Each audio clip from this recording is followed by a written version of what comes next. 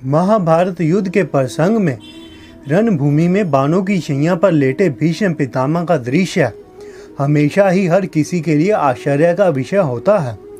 आखिर क्यों पितामह होने के बावजूद अर्जुन ने उन्हें इस प्रकार असंख्य बाणों से भेद दिया? आखिर क्यों युद्ध भूमि में भीष्म पितामह इतनी तकलीफ में रहते हुए अपनी आखिरी सांसों का इंतजार करते रहे? अर्जुन ऐसे भी तीरों का प्रयोग कर सकते थे जिससे उनकी मृत्यु हो जाती, किंतु ऐसा ना करते हुए उन्होंने सैकड़ों तीरों का प्रयोग किया। और क्यों समस्त कौरवों और पांडवों ने उन्हें इसी प्रकार मृत्यु शैया पर युद्ध भूमि में छोड़ दिया? इसके पीछे एक बड़ा आध्यात्मिक कारण है जिसे बहुत कम लोग जानते हैं। भूमि देवी और अक्षय यानी कि आकाश का ग्रहण करने से इनकार। भूमि देवी भीष्म पितामह की मृत्यु स्वीकार नहीं कर रही थी क्योंकि वह 4 पीढ़ियों तक जीवित रहने वाले मनुष्य थे, जबकि सामान्यतः एक मनुष्य 2 पीढ़ियों तक ही जीवन जीता है। और अक्षय यानी कि आकाश उन्हें स्वीकार करने को तैयार नहीं था क्योंकि उनके कोई वंशज नहीं थे। पुत्र नहीं होने के कारण उनके बाद उनके पूर्वजों पितृजनों का ऋण चुकाने वाला कोई नहीं था।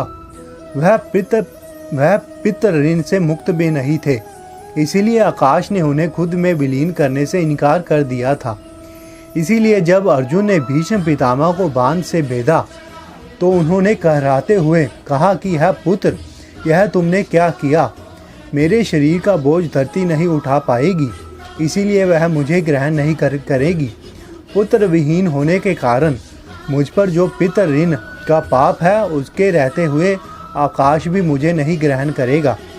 अंत है पुत्र, अब जब धर्म की राह पर चलते हुए तुमने मुझे बाण से भेद ही दिया है तो कुछ ऐसा करो कि ना मैं आकाश में रहूं और ना धरती पर। इस प्रकार उनकी प्रार्थना स्वीकार करते हुए अर्जुन ने अपने धर्म का पालन किया और उन्हें बाणों की शैया पर लिटा दिया कि वह ना तो धरती पर रहें और ना ही आकाश में।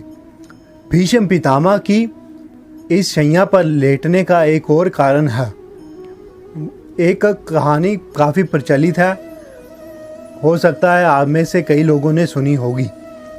जब भीष्म पितामह अपने मृत्यु शैया पर लेटे थे युद्ध भूमि में, तो वह वहाँ लेटे लेटे अपने पिछले जन्मों को याद कर रहे थे और सोच रहे थे कि मैंने ऐसा कौन सा गुनाह किया है जो मुझे इस मृत्यु शैया पर लेटना पड़ रहा है।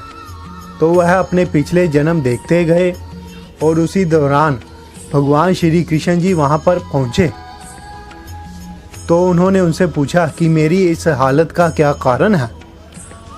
तो भगवान श्री कृष्ण जी ने उनसे पूछा कि तुम अपने पिछले जन्मों के बारे में देख सकते हो, तो तुमने वहाँ जाकर देख लो। तो उन्होंने भीष्म पितामह ने उन श्री कृष्ण जी से कहा कि मैं यहाँ पर लेटा लेटा अपने पिछले जन्मों के बारे में ही सोच रहा हूँ। मैं अपने पिछले 100 जन्म देख चुका हूँ, लेकिन मुझे इसका कारण नहीं अभी तक मिला है। तो भगवान श्री कृष्ण जी ने भीष्म पितामह से कहा कि तुम एक जन्म और पीछे जाओ। तो उन्होंने अपने पिछले 101वें जन्म में गए और उन्होंने देखा कि एक बार वह रथ से जा रहे थे और रास्ते में उनके रथ के बीच में एक सांप आ गया। तो उन्होंने अपने सैनिकों से कहा कि सांप को उठाकर रास्ते से पीछे कर दो, साइड में कर दो।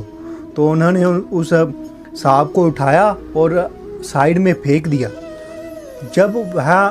जब उनके सैनिकों ने उस सांप को झाड़ियों में फेंका तो वह झाड़ियाँ थी कटीलेदार झाड़ियाँ, कांटों वाले झाड़ियों में था।